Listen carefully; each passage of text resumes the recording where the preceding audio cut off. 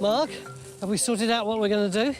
Yeah, we're just looking at the plot from all the air photographs that has been accrued over the last 50 years, and what really stands out is this big black line, which is the wall, with big projecting towers, and particularly just here, which is where we're standing, on the site of the South Gate, which appears to be quite a monumental structure.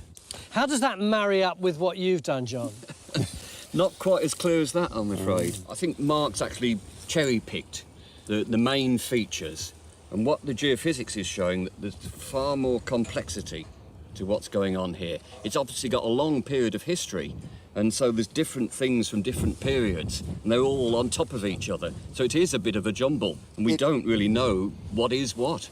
It is, though. We've got to get a trench in, haven't we? There's only one place where your survey, John, matches Mark's, which is the line of this wall. So I guess you've got to get a trench in there. What do you think, Phil?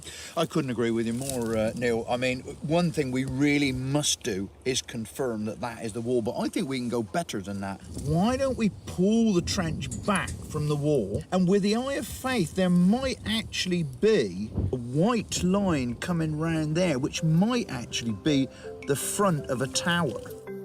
So, Trench 1 is going in across a break in the southern wall, where the team suspects we might find the gateway and a watchtower.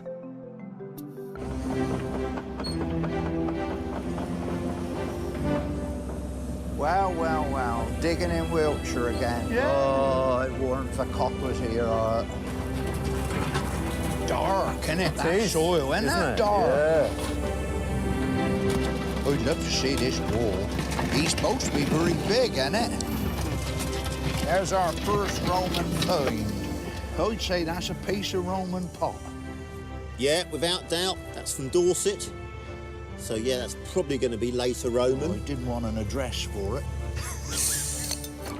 With up to 400 years of Roman history to unpick, every piece of dating evidence is going to be crucial in working out a chronology for Cunetio. What is it that you want to find out from this site? Where can I start?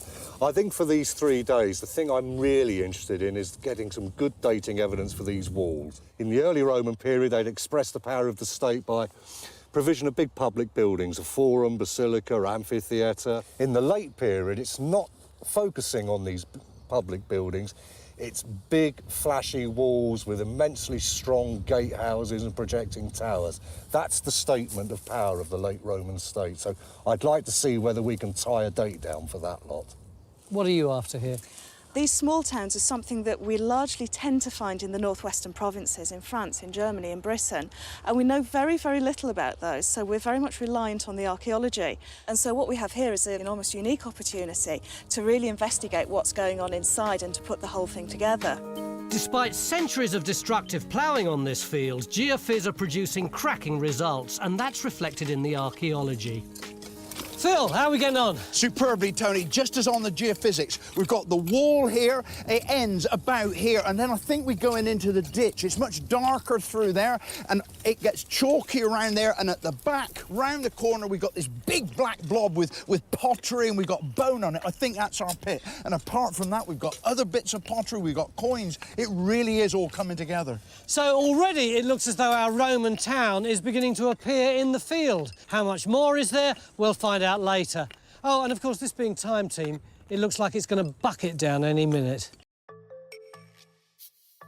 Join Time Team on Patreon to access exclusive 3D models, masterclasses and behind-the-scenes insights.